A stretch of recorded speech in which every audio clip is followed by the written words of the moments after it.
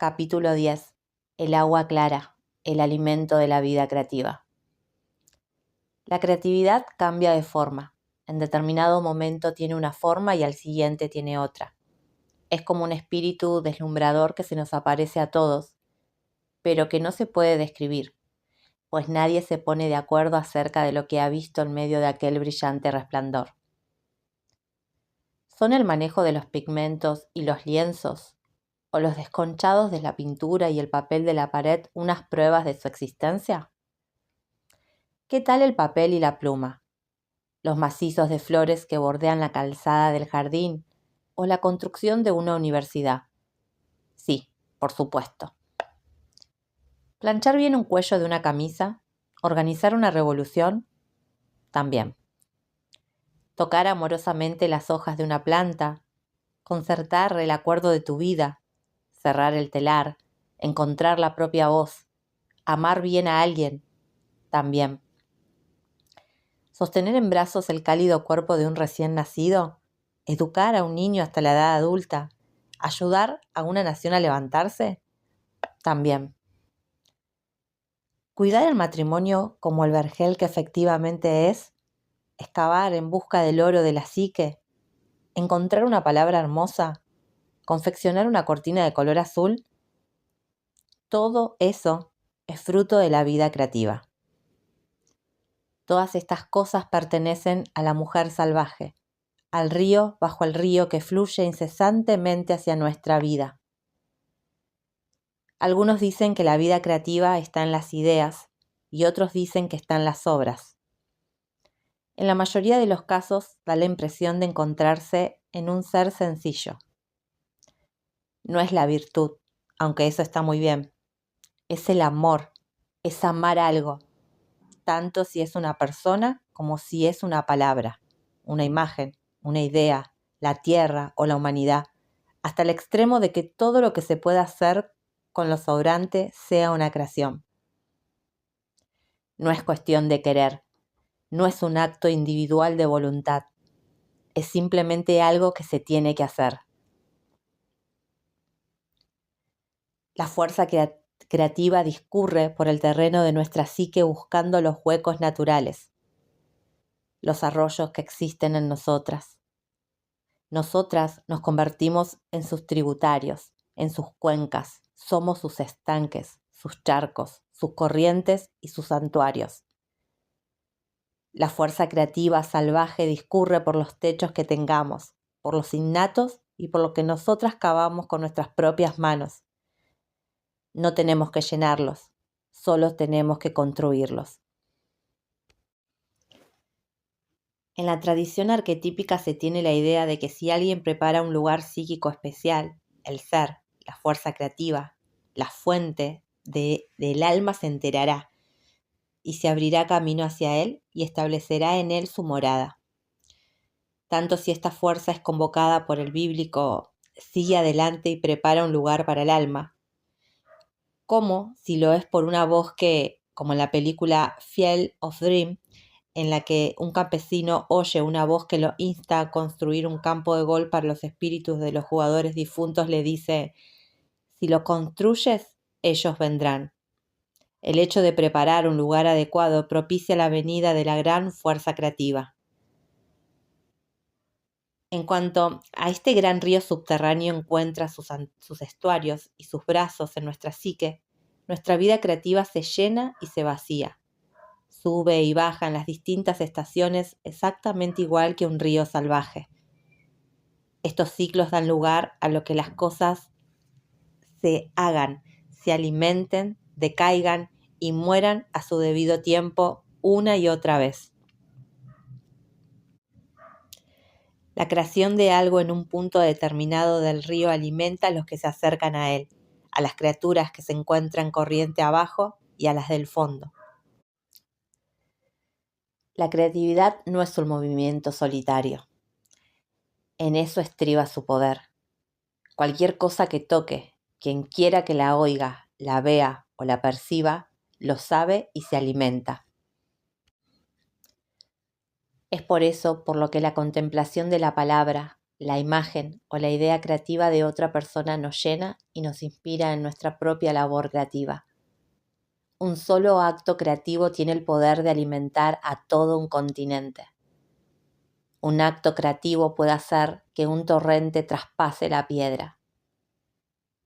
Por esta razón, la capacidad creativa de una mujer es su cualidad más valiosa, pues se ve por fuera y la alimenta por dentro a todos los niveles: psíquico, espiritual, mental, emotivo y económico. La naturaleza salvaje derrama incesantes posibilidades. Actúa a modo de canal de parto, confiere fuerza, apaga la sed, sacia nuestra hambre de la profunda vida salvaje. En una situación ideal, el río creativo, ningún dique y ningún desvío, y sobre todo, no se utiliza indebidamente. El río de la mujer salvaje nos alimenta y nos convierte en unos seres que son como ella, dadores de vida. Mientras nosotras creamos, este ser salvaje y misterioso nos crea a su vez y nos llena de amor. Somos llamadas a la vida de la misma manera que las criaturas lo son por el sol y el agua. Estamos tan vivas que damos vida a nuestra vez. Estallamos, florecemos, nos dividimos y multiplicamos, fecundamos, incubamos, transmitimos, ofrecemos. Está claro que la creatividad emana de algo que se levanta, rueda, avanza impetuosamente y se derrama en nosotras. No de algo que permanece inmóvil, esperando, aunque sea de manera tortuosa e indirecta, que nosotras encontremos el camino que conduce hacia él. En este sentido, jamás podemos perder nuestra creatividad. Está siempre ahí, llenándonos o chocando con cualquier obstáculo que se interponga en su camino. Si no encuentra ninguna salida para llegar hasta nosotras, retrocede, hace acopio de energía y embiste con fuerza hasta que consigue abrir una brecha. La única manera de evitar su incesante energía consiste en levantar constantes barreras contra ella o dejar que la negligencia y el negativismo destructivo la envenenen. Si buscamos con ansia la energía creativa, si tenemos problemas con el dominio de la fertilidad, la imaginación y la ideación, si tenemos dificultades para centrarnos en nuestra visión personal, actuar en consecuencia o llevarla a su cumplimiento, significa que algo ha fallado en la confluencia entre las fuentes y el afluente. A lo mejor, nuestras aguas creativas discurren a través de un ambiente contaminado en el que las formas de vida de la imaginación mueren antes de alcanzar la madurez. Con harta frecuencia, cuando una mujer se ve despojada de su vida creativa, todas estas circunstancias se encuentran en la raíz de la situación. Hay también otras posibilidades más insidiosas. A lo mejor, una mujer admira tanto las cualidades de otra u otros o los aparentes beneficios adquiridos o recibidos por otra que se convierte en una experta en el arte de la imitación y se conforma tristemente con ser una mediocre copia en lugar de desarrollar las propias cualidades hasta sus más absolutas y sorprendentes profundidades. A lo mejor, la mujer está atrapada en una adoración o una hiperfascinación por sus heroínas y no sabe cómo socavar sus inimitables dones. A lo mejor, tiene miedo porque las aguas son muy profundas, la noche es oscura y el camino es muy largo. Justo las condiciones necesarias para el desarrollo de las varias y originales cualidades propias. Puesto que la mujer salvaje se encuentra en el río bajo el río, cuando fluye hacia nosotras, nosotras también fluimos. Si la abertura que va de ella a nosotras está bloqueada, nosotras también nos bloqueamos. Si sus corrientes están envenenadas por la culpa de nuestros complejos negativos interiores, del ambiente o de las personas que nos rodean, los delicados procesos que configuran nuestras ideas también se contaminan. Y entonces somos como un río moribundo, lo cual no se puede pasar por alto, pues la pérdida de una clara corriente creativa constituye una crisis psicológica y espiritual. Cuando un río está contaminado, todo empieza a morirse porque, tal como sabemos por la biología medioambiental, cada forma de vida depende de todas las demás. Sí, en un río de verdad, la juncia de la orilla adquiere una coloración marrón debido a la falta de oxígeno. Los pólenes no encuentran nada lo suficientemente vigoroso para que se pueda fecundar. El llantén cae sin dejar en sus raíces el menor espacio para los nenúfares. A los sauces no les crecen amentos. Los tritones no encuentran pareja y las efímeras no se reproducen. Por eso los peces brincan fuera del agua, los pájaros no se zambullen y los lobos y otras criaturas que se acercan al río para refrescarse se van a otro sitio o se mueren por haber bebido agua corrompida o haber devorado una presa que a su vez se había alimentado con las moribundas plantas de la orilla. Cuando la creatividad se queda estancada de alguna manera, el resultado siempre es el mismo: ausencia de frescor, debilitamiento de la fertilidad, imposibilidad de que las formas interiores de vida vivan en los intersticios de las formas de vida superiores, imposibilidad de producir una idea en contraposición a otra, de incubar, de engendrar nueva vida. Entonces nos sentimos enfermas y queremos seguir adelante. Vagamos sin rumbo, fingiendo que nos las podemos arreglar sin la lujuriante vida creativa o bien simulándola. Pero no podemos y no debemos. Para que regrese la vida creativa, hay que limpiar y clarificar las aguas. Tenemos que adentrarnos en el fango, purificar los elementos contaminados, abrir de nuevo las aberturas, proteger la corriente de futuros daños. Entre los pueblos de habla española se narra un antiguo cuento llamado La Llorona. Algunos dicen que su origen se remonta al siglo XVI, cuando los conquistadores invadieron los pueblos aztecas de México, pero es mucho más antiguo que eso. El cuento gira en torno al río de la vida que se convirtió en un río de muerte. La protagonista es una cautivadora mujer del río, fértil y generosa, que crea a partir de su propio cuerpo. Es pobre, sobrecogedoramente hermosa, pero rica de alma y espíritu.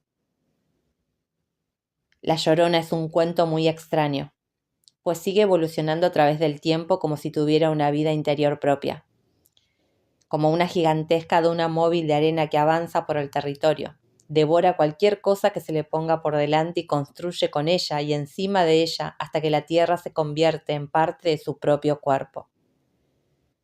El cuento se cimenta sobre las cuestiones psíquicas de cada generación. A veces La Llorona se narra como un cuento acerca de C. Malinali o Malinche, la indígena que, según se dice, fue la intérprete y amante del conquistador Hernán Cortés. Pero la primera versión que yo oí de La Llorona la describía como la protagonista de una guerra sindical en los bosques del norte donde yo me crié. La siguiente vez que oí contar el cuento, La Llorona se enfrentaba a un adversario implicado en la repatriación forzosa de mexicanos desde Estados Unidos en los años 50.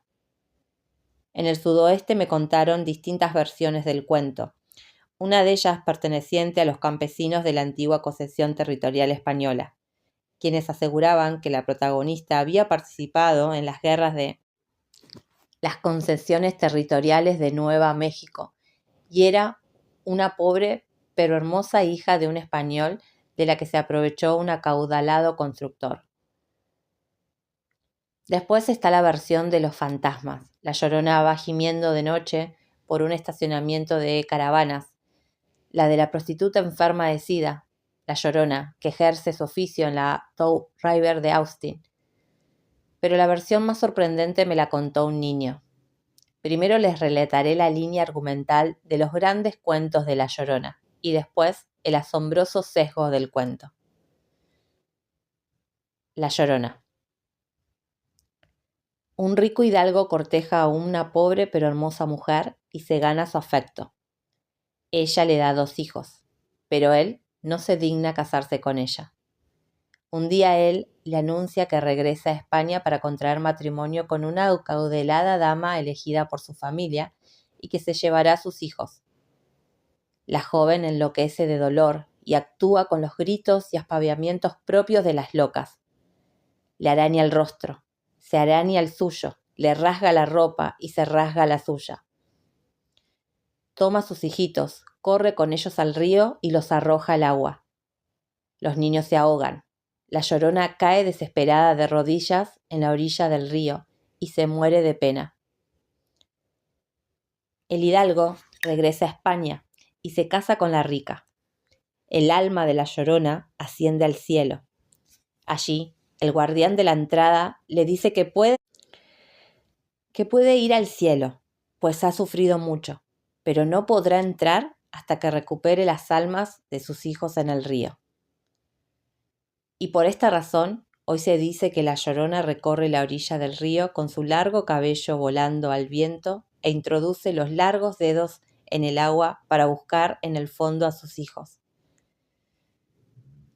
Y por eso también los niños no deben acercarse al río cuando se hace de noche, pues la Llorona los podría confundir con sus hijos y llevárselos consigo para siempre. Y ahora vamos a una Llorona moderna. A medida que la cultura va experimentando los efectos de distintas influencias, nuestra forma de pensar, nuestras actitudes y nuestros temas de interés cambian también. Y lo mismo ocurre con el cuento de La Llorona. Cuando el año pasado estuve en Colorado recogiendo cuentos de fantasmas, Dani Salazar, un niño de 10 años sin dientes frontales, unos pies surrealísticamente grandes y un cuerpo huesudo, destinado a ser muy alto algún día, me contó esta versión. Me dijo que la Llorona no mató a sus hijos por las razones que se indican en la versión antigua. No, me aseguró Dani. La Llorona se fue con un rico hidalgo que tenía unas fábricas río abajo. Pero algo falló. Durante su embarazo, la Llorona bebió agua del río. Sus hijos, que eran gemelos, nacieron ciegos y con los dedos palmeados porque el hidalgo había envenenado el río con los desechos de sus fábricas. El hidalgo le dijo a la Llorona que no la quería ni a ella ni a sus hijos. Se casó con una mujer muy rica a la que le encantaban los productos de la fábrica. La Llorona arrojó a los niños al río para que no tuvieran que sufrir las penalidades de la vida, e inmediatamente después cayó muerta de pena. Fue al cielo, pero San Pedro le dijo que no podía entrar a no ser que encontrara las almas de sus hijos. Ahora la Llorona busca incesantemente a sus hijos en el río contaminado, pero apenas puede ver nada, pues el agua está muy sucia y oscura. Ahora su espíritu recorre el fondo del río con sus largos dedos, y ella vaga por la orilla del río llamando incesantemente a sus hijos.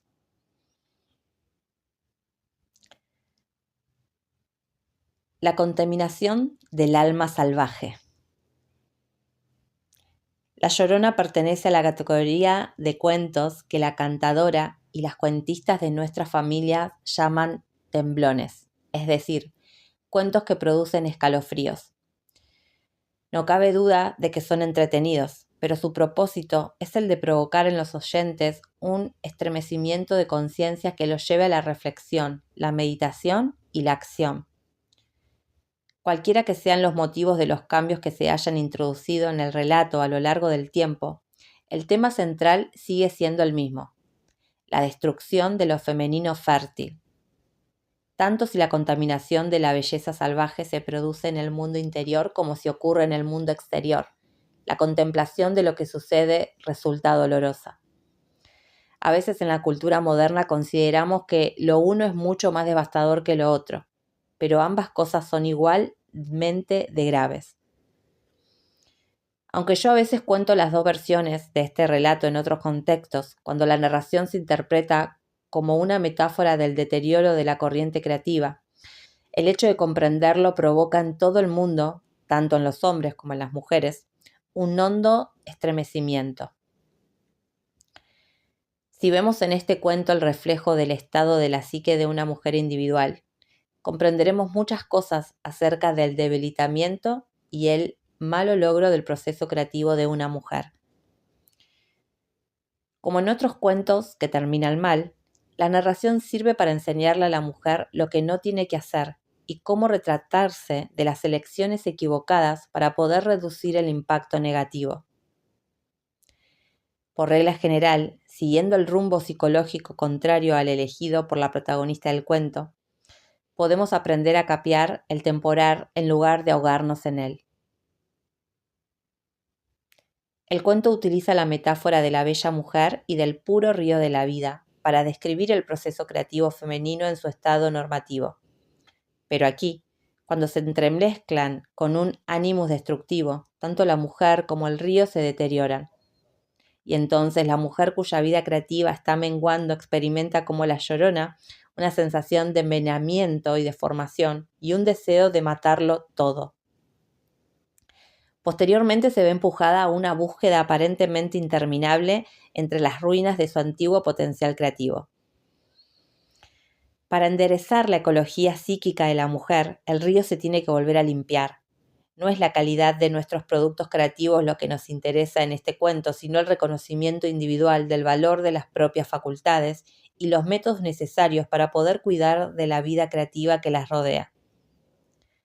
Detrás de las acciones de escribir, pintar, pensar, curar, hacer, guisar, conversar, sonreír, realizar, está siempre el río bajo el río, que alimenta todo lo que hacemos.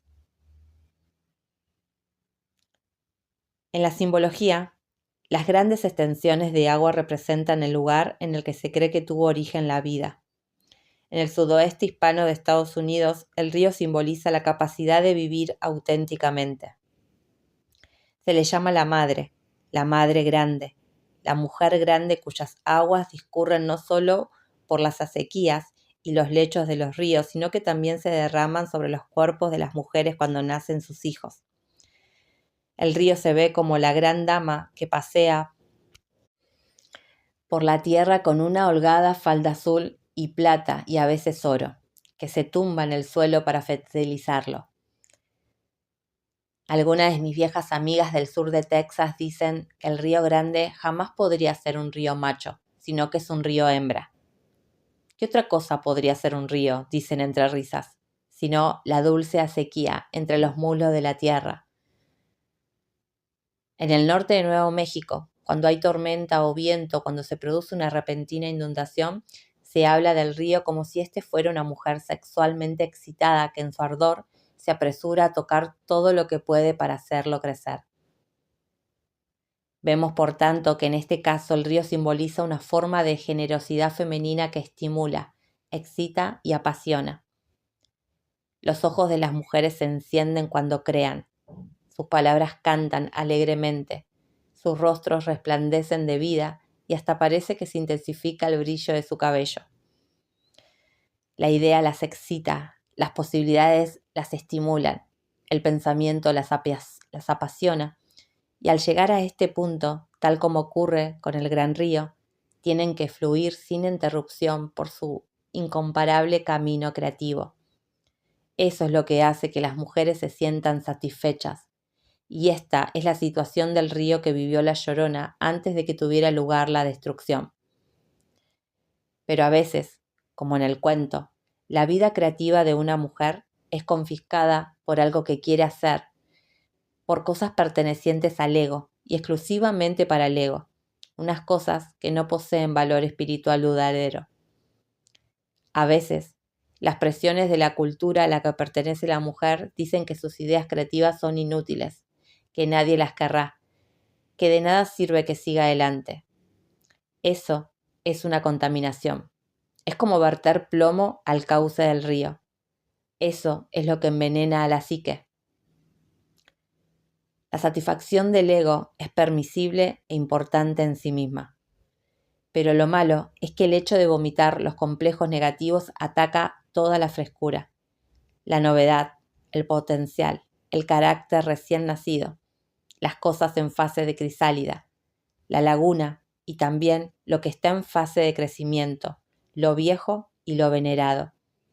Cuando falta demasiada alma o se produce un exceso de fabricación espuria, los desechos tóxicos se vierten a las puras aguas del río y destruyen no solo el impulso, sino también la energía creativa. El envenenamiento del río. Existen muchos mitos acerca de la contaminación y el taponamiento de lo creativo y lo salvaje, tanto los que se refieren a la contaminación de la pureza representada por la perjudicial niebla que una vez se extendió sobre la isla de Lencia, donde se guardaban las madejas con las que las moiras tejían la vida de los seres humanos, como si son relatos acerca de los hombres malvados que cegaban los pozos de las aldeas, provocando con ello sufrimientos y muerte. Dos de los cuentos más profundos son los modernos, Jean of Florete y Manon. En dichos cuentos, dos hombres, con intención de apoderarse de la tierra de un pobre jorobado, su mujer y su hijita intentan vivificar con flores y árboles, ciegan la fuente que alimenta ese terreno, provocando la destrucción de aquella bondadosa y trabajadora familia.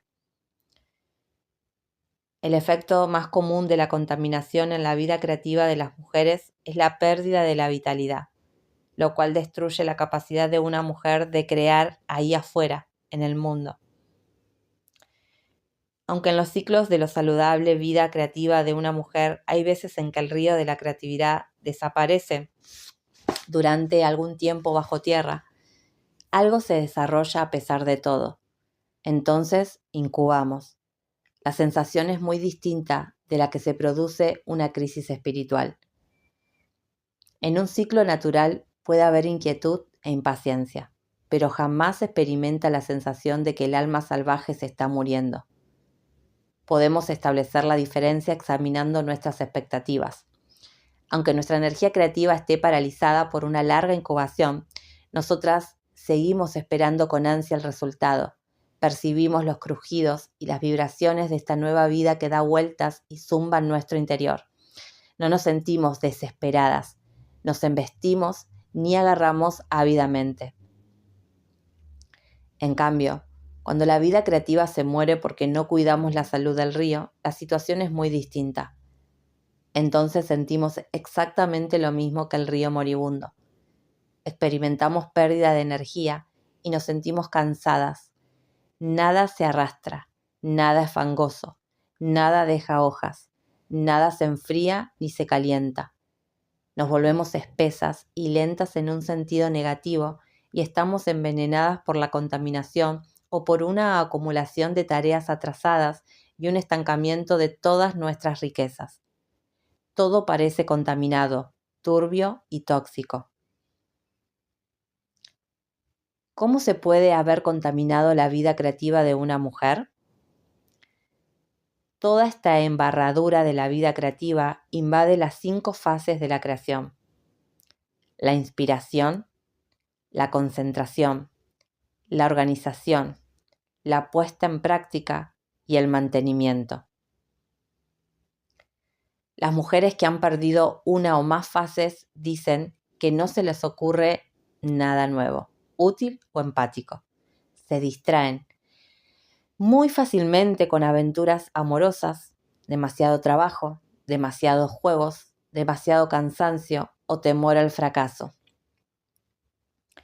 A veces no pueden amalgamar toda la mecánica de la organización y su proyecto queda diseminado y fragmentado en 100 lugares distintos. A veces los problemas surgen como consecuencia de la ingenuidad con que una mujer se plantea su propia extroversión. Cree que por actuar un poco en el mundo exterior ha hecho algo importante. Pero eso equivale a hacer los brazos, pero no las piernas o la cabeza de una cosa y considerarla terminada. La mujer se siente necesariamente incompleta. A veces una mujer tropieza con su propia introversión y se limita a desear que las cosas existan. A veces puede creer que el simple hecho de pensar una idea ya es suficiente y no es necesaria ninguna otra manifestación exterior. Lo malo es que, aún así, se siente desposeída e incompleta. Todas estas cosas son manifestaciones de la contaminación del río. Lo que se fabrica no es la vida, sino algo que la entorpece. Otras veces la mujer se siente atacada por los que la rodean o por las voces que le martillean la cabeza diciendo: tu trabajo no está lo bastante bien, no es suficientemente bueno, no es suficiente tal cosa o tal otra. Es demasiado infinitesimal, demasiado insignificante, requiere demasiado tiempo, es demasiado fácil, demasiado duro.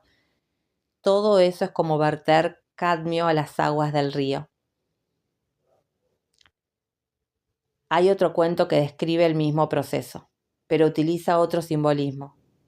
En un episodio de la mitología griega, los dioses decretan que unas aves llamadas arpías castiguen a un tal Fineo. Cada vez que a Fineo les servían la comida por arte de magia, la bandada se acercaba, le robaba parte de la comida, desperdigaba otra parte y manchaba con sus excrementos el resto, dejando al pobre hombre muerto de hambre. Esta contaminación literal se puede entender también en sentido figurado como una serie de complejos del interior de la psique, cuya única razón de ser es enredar las cosas. Este cuento es un típico temblón. Nos hace estremecer, pues todas conocemos y hemos experimentado esta situación. El síndrome de la arpía. Destruye por medio de la denigración todas las cualidades y todos los esfuerzos de una mujer, utilizando un diálogo interior extremadamente despectivo. A una mujer se le ocurre una idea y la arpía se la caga encima. Creo que voy a hacer tal cosa o tal otra, dice la mujer. La arpía le contesta. Menuda idiotez eso, no le interesa a nadie. Es tan simple que hasta da risa. Mira bien lo que te digo, tus ideas son una bobada. La gente se reirá, no tienes nada que decir. Así hablan las arpías. Los pretextos son otra forma de contaminación. A muchas escritoras, pintoras, bailarinas y otras artistas les he oído alegar todos 105 pretextos que se han inventado los seres humanos desde que el mundo es mundo. Lo resolveré cualquier día de estos. Y entre tanto, la mujer sonríe para disimular su depresión. Procuro estar ocupada. Tentado a escribir un poquito. El año pasado hasta escribí 2 poemas. Y en los últimos 18 meses he terminado un cuadro y he pintado parcialmente otro, y además la casa, los niños, el marido, mi amigo, el gato, el niño pequeño exigen toda mi atención. Lo superaré. No tengo dinero, no tengo tiempo, no consigo buscar un hueco, no puedo empezar hasta que tenga los mejores y los más caros instrumentos o experiencias. Ahora mismo no me apetece, no estoy de humor. Necesito por lo menos un día de tiempo para hacerlo. Es que...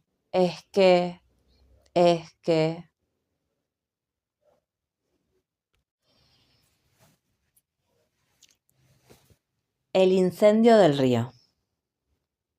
Allá en los años 70, el río Cuyahoga, a su paso por Cleveland, estaba tan contaminado que empezó a arder.